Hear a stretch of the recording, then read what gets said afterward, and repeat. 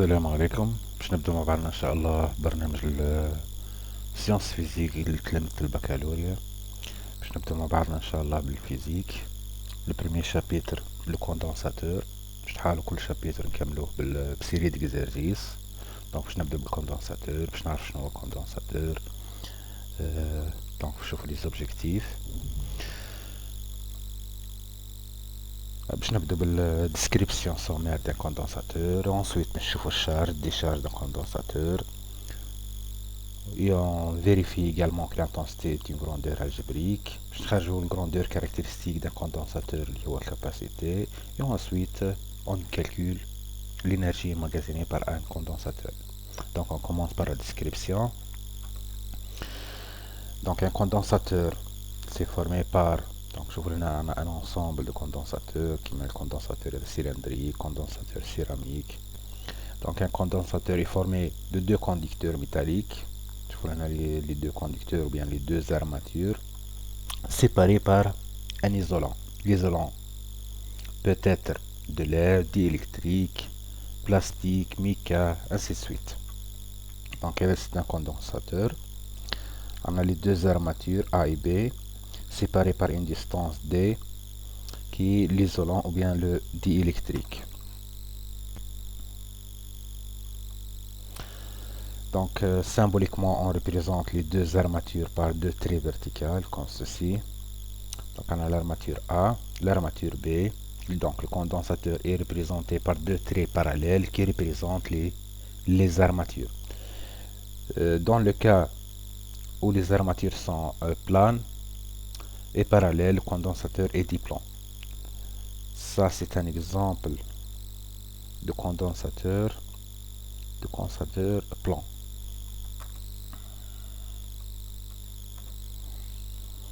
Étude qualitative de la charge et la décharge d'un condensateur. Donc on réalise un montage électrique. Donc je vous donne un montage expérimental.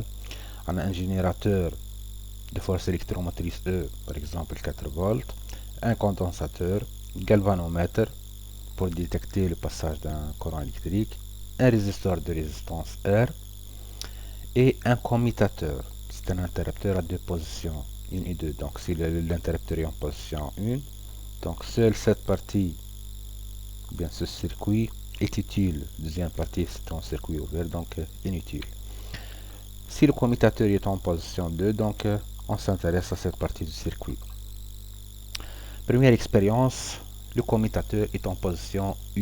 Donc la première partie du circuit est la seule utile. Constatation, donc on remarque que l'aiguille du galvanomètre dévie d'un angle alpha, puisqu'on a un générateur qui délivre un courant électrique, donc le courant quitte le générateur par sa pôle positif et redevient par le pôle négatif. Donc l'aiguille du galvanomètre dévie d'un angle alpha dans un sens, puis revient rapidement à sa position initiale.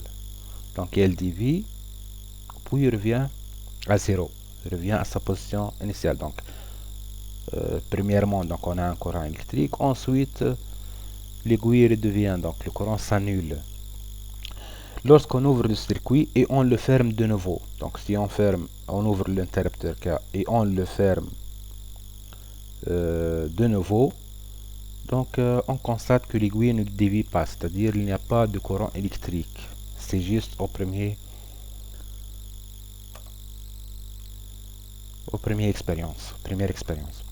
L'interprétation donc on a les armatures, ou bien l'armature A est liée au pôle positif, l'armature B liée aux bornes négatives du générateur. Le courant électrique circule de la borne positive vers la borne négative. Alors on a une circulation des électrons dans le sens inverse, donc de l'armature A vers le pôle positif du générateur et du pôle négatif du générateur vers l'armature B. Donc il n'y a pas de passage des électrons entre de A directement vers B, mais c'est à travers le circuit extérieur, donc de A vers le pôle positif, ensuite du pôle négatif du générateur vers l'armature B. Donc A va manquer des électrons et on a une accumulation des électrons sur l'armature B. Donc A devient chargé positivement et B devient chargé négativement. Donc on a des déplacements des électrons s'effectuent alors dans les fils conducteurs de l'armature A vers le pôle positif du générateur et du pôle négatif vers l'armature B. Donc A présente un déficit d'électrons, donc un manque d'électrons, donc devient chargé positivement, et B présente un excès d'électrons, donc devient chargé négativement. Les électrons qui quittent A, ou bien le nombre des électrons qui quittent l'armature A, vont aller à l'armature B. Donc le nombre des électrons perdus de l'armature A sont gagnés par l'armature B. Alors QA égale à moins QB, avec bien sûr QA positif et QB négatif.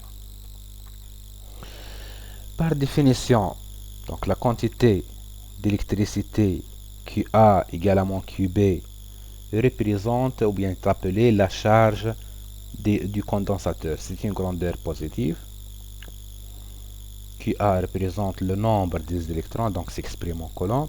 On l'appelle aussi quantité d'électricité emmagasinée par le condensateur.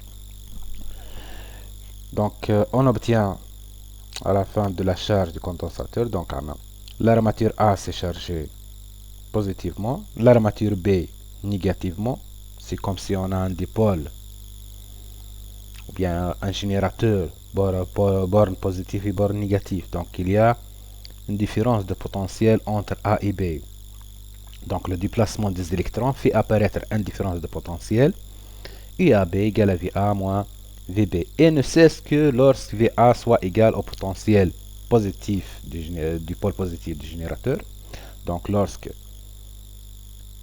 le potentiel VA égale V plus du générateur, donc il n'y a pas passage ou bien déplacement des électrons. Donc il y a déplacement des électrons lorsqu'on a une différence de potentiel. Si VA égale à V+, donc le passage des électrons cesse.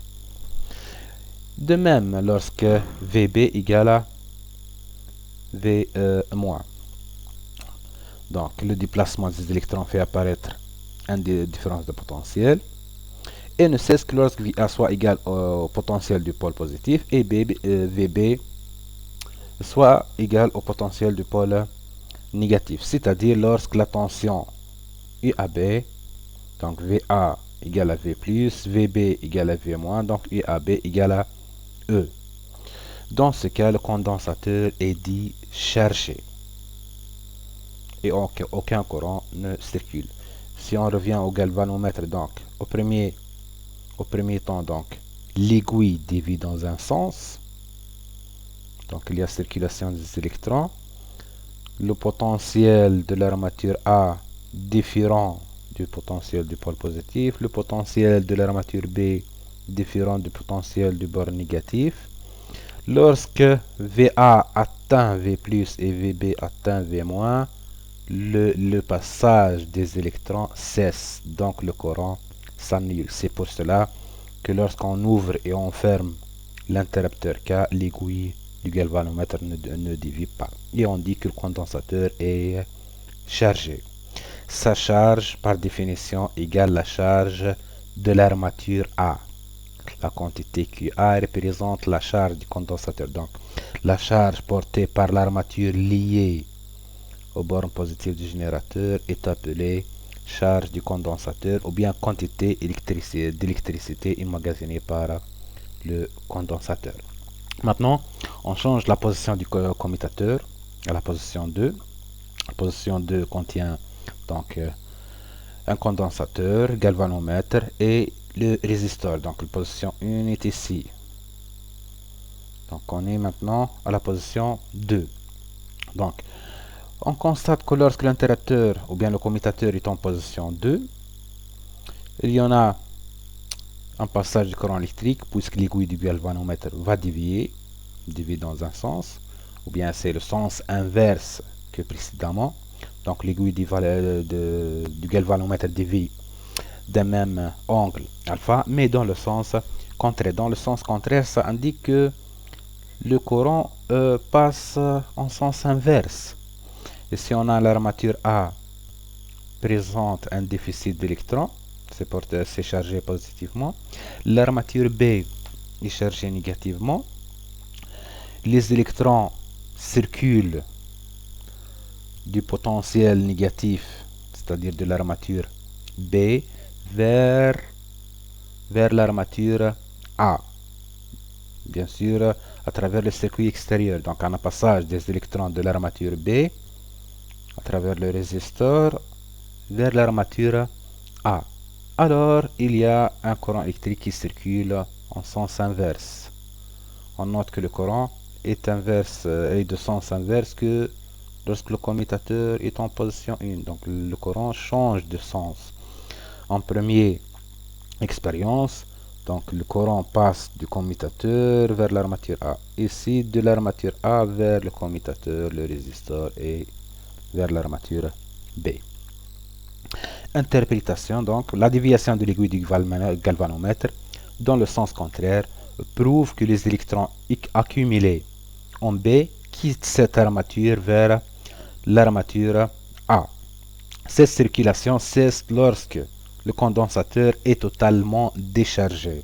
C'est-à-dire quoi, totalement déchargé? C'est-à-dire lorsque QB devient égal à QA égale à 0. C'est-à-dire le condensateur redevient à son état initial. Les électrons accumulés sur B vont circuler vers A qui présente un déficit d'électrons. La charge du condensateur et intensité du courant. On commence par la charge du condensateur. Donc on a dit que la charge du condensateur, c'est par définition la charge QA portée par l'armature liée au pôle positif du générateur. Donc on appelle la charge Q d'un condensateur la charge portée par son armature liée à la borne positive du générateur. Donc la charge du condensateur c'est porté par A, puisque A c'est lié au pôle positif et non pas par B. B c'est l'inverse, QB égale à moins QA. Donc A porte la charge du condensateur et B porte l'inverse de la charge du condensateur. L'intensité du courant. Dans en deuxième année, j'espère, on a vu que l'intensité du courant est une grandeur algébrique. Donc on va vérifier à l'aide d'un condensateur que c'est une grandeur algébrique. Donc on réalise le circuit suivant. Donc un condensateur, deux diodes D1 et D2, un résisteur et un générateur. Donc lorsque le commutateur est en position 1, on observe, ou bien le phénomène observé, c'est la charge du condensateur. Donc les électrons circulent de la borne négative vers l'armature, cette armature. Ensuite, le courant circule du pôle positif vers la deuxième armature. Donc si on note ce sens du courant, donc du commutateur vers cette armature, c'est le sens positif de circulation. Donc lorsque le commutateur est en position 1, donc le courant circule dans le sens positif choisi. Si on inverse maintenant, si on change la position du commutateur à la position 2, donc cette armature, puisqu'elle est liée aux bornes positives du générateur, donc va présenter un déficit d'électrons, donc porte une charge positive. Et la deuxième, liée aux bornes négatives du générateur, présente un excès d'électrons. Donc, lorsqu'on place le commutateur à la position 2, donc l'armature qui présente un excès d'électrons, donc va donner des électrons qui circulent à travers le résisteur vers la deuxième armature. Donc, on note que le courant circule en sens inverse dans ce cas. Donc, c'est de l'armature, de cette armature vers la deuxième armature. Donc, lorsque le commutateur est en position 1, on a ce sens de circulation du courant. Et lorsque le commutateur est en position 2, on a ce sens de circulation. Donc, on note que le courant change de sens. Donc, en première expérience, le courant est positif. Et en deuxième expérience, c'est en sens inverse, donc négatif. Lorsque le commutateur est en position 1, Donc, la diode D2 est bloquée. Par contre, la diode D1 est passante. Donc, la diode D1 est passante. Lorsque le commutateur est en position 2, donc ça, c'est le sens de circulation du courant à travers le résisteur. Ensuite, la diode D1 est bloquée. Par contre, la diode D2 est passante. Donc, à partir des diodes, on peut noter que le courant change de... On peut remarquer que le courant change du sens. L'interprétation, donc, lors de la charge du condensateur, le courant qui circule est celui débité par le générateur et dans le sens qui sera positif. Donc, on va noter qu'aux premières expériences, ce sens est positif. Donc, seule la diode D1 est passante. Donc, la diode D1 plutôt. La diode D1 s'allume. Lors de la décharge, le commutateur est en position 2, donc le courant circule en sens inverse, et seule la diode D2 passante. Donc en conclusion, donc l'intensité du courant est une grandeur algébrique, puisqu'il prend deux valeurs opposées, ou bien deux signes contraires. Le courant est positif lors de la charge du condensateur. Lorsque le commutateur est en position 1, c'est le courant qui circule dans le sens positif choisi. Et négatif lors de la décharge, c'est le courant qui circule dans le sens contraire au sens positif. Donc c'est une grandeur algébrique qu'on peut vérifier ce résultat à l'aide d'un oscilloscope à mémoire. Donc si on observe la tension,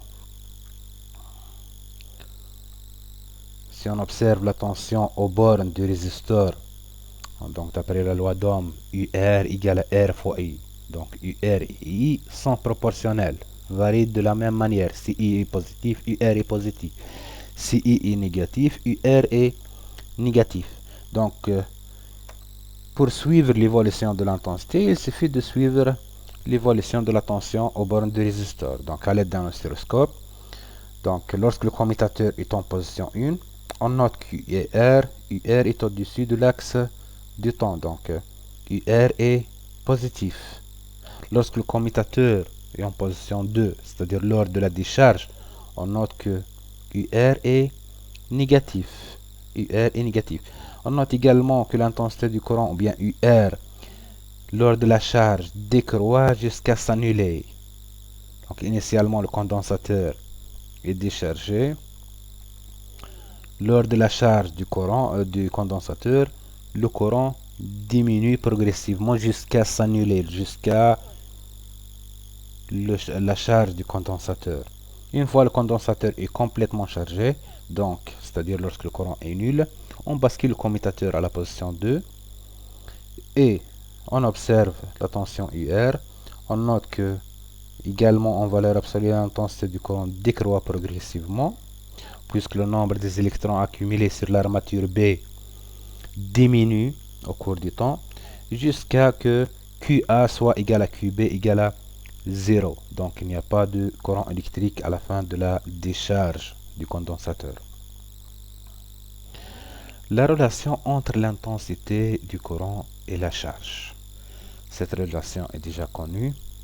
Donc l'intensité du courant étant la quantité d'électricité qui est Q transportée par unité du temps, c'est-à-dire la quantité qui traverse une section droite pendant, ou bien par unité du temps. Si on note par exemple, ça c'est la section droite, entrée interrompue ici. Donc à l'instant T1, donc on a un certain nombre des électrons qui vont traverser cette section. À l'instant T2, on note que ce nombre, ou bien ces électrons rouges ici, traversent cette section à l'instant T2. Donc entre T1 et T2, c'est le nombre des électrons, ou bien la quantité d'électricité, ou bien la charge qui traverse la section droite choisie. Donc pendant T2 moins T1, on a delta Q, ou bien Q, quantité d'électricité qui traverse la section droite. Donc par définition, l'intensité étant la dérivée de la charge par rapport au temps.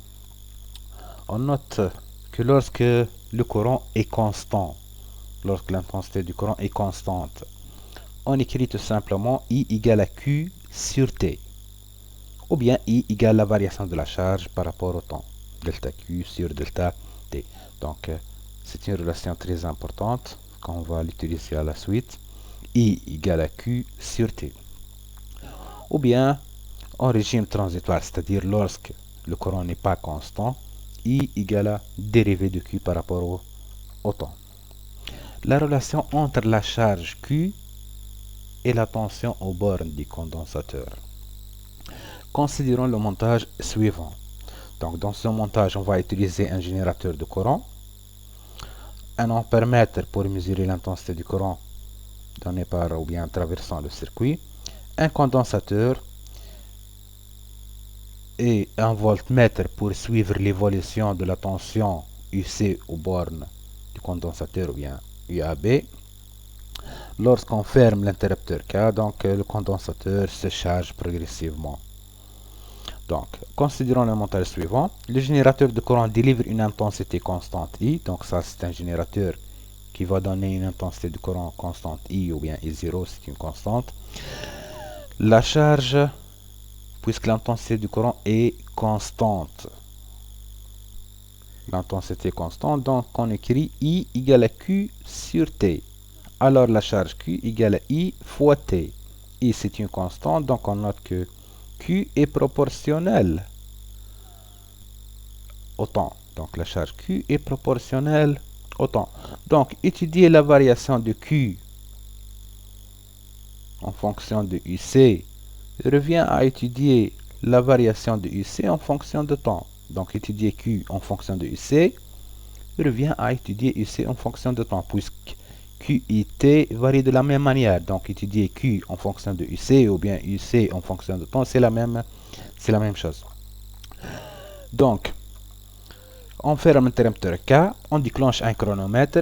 Avec le chronomètre, donc on mesure à des intervalles de temps égaux, par exemple, tous les 5 secondes, la tension UC. Donc on va mesurer à chaque 5 secondes la tension UC. On va prendre comme exemple l'intensité du courant 0,144 mA. Les résultats sont les suivants. Donc AT égale à 0, le condensateur initialement déchargé, donc la tension UC égale à 0. Après 5 secondes, la tension aux bornes du condensateur devient 1,5 volts, ainsi de suite, jusqu'à 30 secondes. Ensuite, on trace la courbe UC en fonction du temps.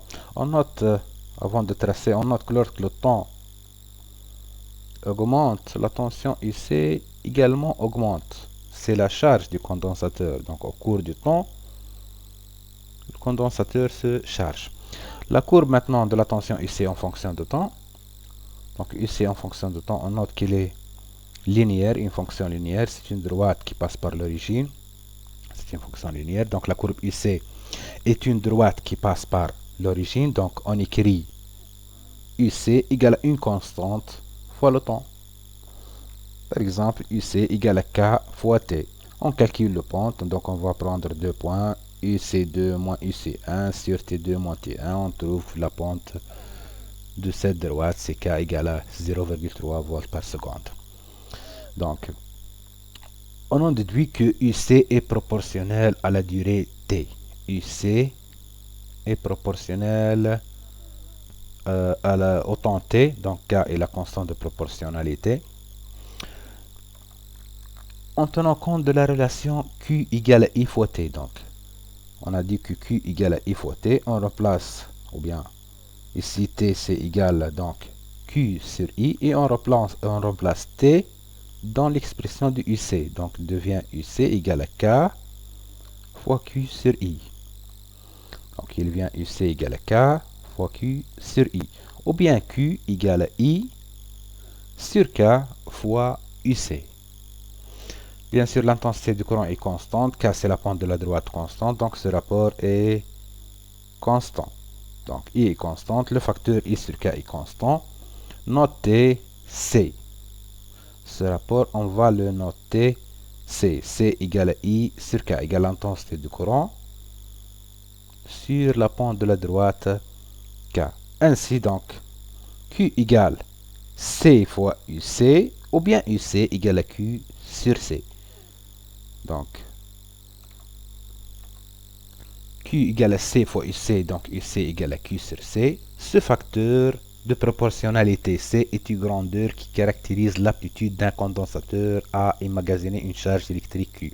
Lorsque C est grande, ça indique que le condensateur a une grande aptitude à emmagasiner une énergie. Donc, ce grandeur, ou bien ce facteur, caractérise l'aptitude d'un condensateur à emmagasiner une énergie. Cette grandeur est appelée capacité du condensateur. Donc, C est appelée capacité du condensateur. C'est une constante. On a montré que C égale à I sur K. I constante, K constante. Donc, C est constante pour un condensateur donné. Donc, la capacité d'un condensateur est une grandeur constante qui caractérise un condensateur. C'est une grandeur mesurable qui s'exprime dans le système international en farad. Ça, c'est l'unité de la capacité. C est exprimé en farad. Donc, on peut utiliser également les sous-multiples de farad, tels que le millifarad, le microfarad et le nanofarad. Ce sont les plus utiles sous-multiples du farad. Donc, le milli et le micro et le nanofarad. Remarque. Pour un condensateur plan, on a dit un condensateur plan, c'est un condensateur formé par deux armatures parallèles A et B. Donc les deux armatures ici sont parallèles. Donc c'est un condensateur plan. Donc pour un condensateur plan, d'épaisseur E. E, c'est l'épaisseur du diélectrique, le milieu isolant entre les deux armatures. Les deux armatures donc sont distantes de E. Chaque armature possède une surface S. Donc, le milieu isolant possède une grandeur caractéristique appelée permittivité du diélectrique, notée epsilon. Donc, on a deux armatures, deux surfaces chacune S, séparées par une distance E, dont le diélectrique est de permittivité epsilon 0. Donc, la capacité d'un tel condensateur plan est donnée par C égale epsilon, la permittivité du milieu isolant séparant les armatures, fois S, la surface d'une armature, d'une seule armature, sur E, l'épaisseur ou bien la distance séparant les deux armatures. Donc, epsilon est une constante qui ne dépend que de la nature du diélectrique. Par exemple, si le milieu est l'air ou bien du mica ou bien du plastique. Donc, chaque milieu est caractérisé par une constante diélectrique appelée permittivité. Donc, epsilon est appelée la permittivité absolue du diélectrique. S'exprime en farad par mètre. Farad par mètre. Donc, on peut déterminer sa dimension à partir de cette expression. C est en farad. S sur E, mètre carré sur mètre. Donc, farad égale à epsilon fois mètre. Donc, epsilon égale farad par mètre. Et finalement, donc, l'énergie emmagasinée par un condensateur. Donc, on réalise le montage suivant. Donc, on a un générateur de force électromotrice E, un condensateur de capacité C et un petit moteur, ou bien on utilise une diode électroluminescente. Donc, on place le commutateur en position 1. Donc, on observe, ou bien le phénomène observé, c'est la charge du condensateur. On bascule le commutateur à la position 2. Donc, on a une circulation des électrons, ou bien du courant, dans le sens inverse. Donc, du condensateur à travers le moteur. Donc, on note que le moteur tourne, ou bien si on utilise une diode, on note qu'elle s'allume. Donc, s'allume, ça indique quoi? Ça indique qu'il y en a une énergie emmagasinée dans le condensateur, libérée donc, dans le moteur. Donc, alors on constate ou bien on conclut que le condensateur est un réservoir d'énergie, puisque Cette énergie est libérée pour tourner le moteur ou bien pour allumer une diode. Donc le condensateur est un réservoir d'énergie. Donc le condensateur est un réservoir d'énergie potentielle électrique ou bien on dit énergie électrostatique. L'énergie électrostatique est emmagasinée par un condensateur de capacité chargé sous une tension UC et de charge Q est notée, donc l'énergie électrostatique est notée EC égale, donc on le calcule par cette expression, 1 demi CUC au carré. C, capacité, UC, tension aux bornes du condensateur. Donc, qui varie à chaque instant lors de la charge ou bien lors de la décharge. Donc, 1 demi CUC au carré. Si on utilise la relation Q égale à C fois UC, donc on peut trouver cette expression équivalente, 1 sur 2 CQ au carré, ou bien 1 sur 2 Q fois UC. Donc, les trois expressions sont équivalentes. Donc, ça, c'est l'expression à retenir de l'énergie emmagasinée par un condensateur. La capacité C est en farad. La charge Q, bien sûr en coulomb, représente le nombre des électrons. Un électron est de charge 1,610-19 coulombs. Donc, la capacité ou bien la charge est également exprimée en coulomb. IC, c'est une tension, donc exprimée en volts. Et EC, c'est une énergie qui s'exprime en joules. Donc, merci de votre patience. Donc, n'hésitez pas de s'abonner pour suivre nos cours, nos exercices. Donc, normalement, la prochaine vidéo, ça serait une série d'exercices. Donc, on va commencer par ce premier chapitre, le condensateur. Ensuite, donc, on va passer à une série d'exercices et le dipôle, LRS et ainsi de suite. Donc, à bientôt.